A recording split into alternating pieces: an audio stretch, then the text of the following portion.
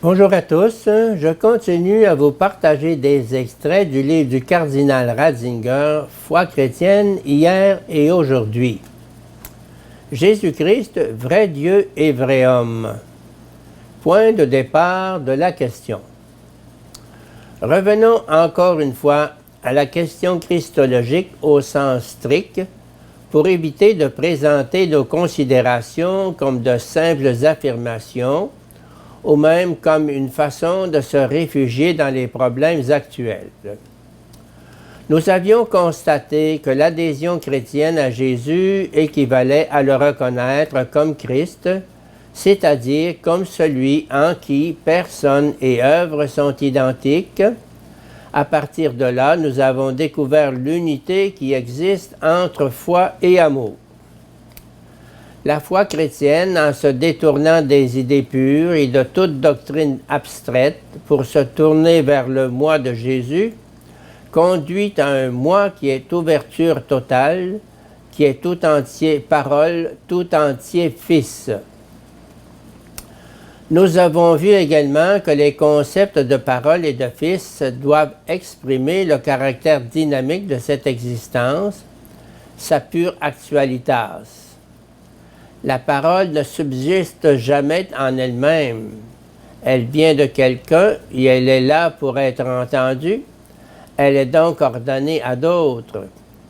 Elle ne subsiste que dans la totalité de cette double relation, à partir de, pour. Nous avions trouvé le même sens pour le concept de fils, qui exprime lui aussi cette suspension entre deux pôles. Tout cela pourrait se résumer dans cette formule.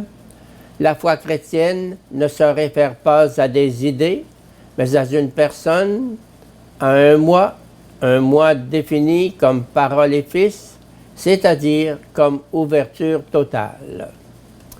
Or, cela entraîne deux conséquences où apparaissent la problématique interne de la foi, dans le sens d'une foi en Jésus reconnu comme Christ, comme Messie, et le nécessaire dépassement de cette foi pour arriver au plein scandale de la foi au Fils, foi en la divinité véritable de Jésus.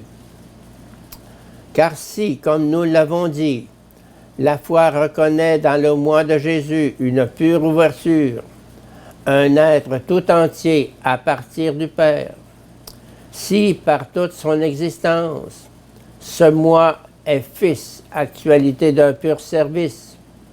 Si autrement dit, cette existence n'a pas seulement de l'amour, mais est amour, n'est-elle pas alors nécessairement identique à Dieu qui seul est amour? Jésus, le Fils de Dieu, n'est-il pas alors lui-même Dieu? N'est-il pas vrai alors que le Verbe était avec Dieu et le Verbe était Dieu? Jean 1:1. Mais la question inverse se pose également pour nous forcer à dire si cet homme est tout entier ce qu'il fait, s'il est tout entier derrière ce qu'il dit, s'il est tout entier pour les autres, si en se perdant ainsi, il reste pourtant entièrement lui-même, s'il est celui qui s'est trouvé en se perdant, confère Marc 8:35, n'est-il pas alors le plus humain des hommes, la plénitude même de l'humain? Avons-nous encore le droit de résorber la Christologie, discours sur le Christ, dans la théologie, discours sur Dieu? Ne devons-nous pas plutôt revendiquer Jésus passionnément comme homme et faire de la Christologie un humanisme, une anthropologie? Ou alors l'homme authentique, par le fait même qu'il est entièrement et authentiquement homme, serait-il Dieu? Et Dieu serait-il précisément l'homme authentique?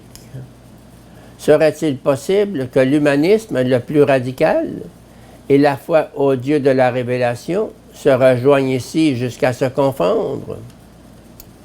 On peut voir, je crois, que ces questions, dont la force a ébranlé l'Église des 5 premiers siècles, surgissent spontanément de la confession de foi christologique. La lutte dramatique qui s'est livrée alors autour de ces questions a abouti dans les conciles œcuméniques de l'époque à une réponse affirmative aux 3 questions. Ce triple oui constitue la substance et la forme définitive du dogme christologique classique. Il ne visait qu'à rester entièrement fidèle à la modeste confession de foi primitive en Jésus, reconnu comme Christ. Autrement dit, si Jésus est radicalement Christ, comme le dogme christologique explicité l'affirme, cela suppose qu'il est Fils, et s'il est Fils, cela implique qu'il est Dieu. Pour rester un énoncé conforme au Logos intelligible, le dogme doit être compris de cette manière, sinon on tombe dans le mythe en ne tirant pas cette conséquence. Mais il affirme aussi catégoriquement que Jésus est, dans la radicalité de sa diaconie, le plus humain des hommes, l'homme véritable.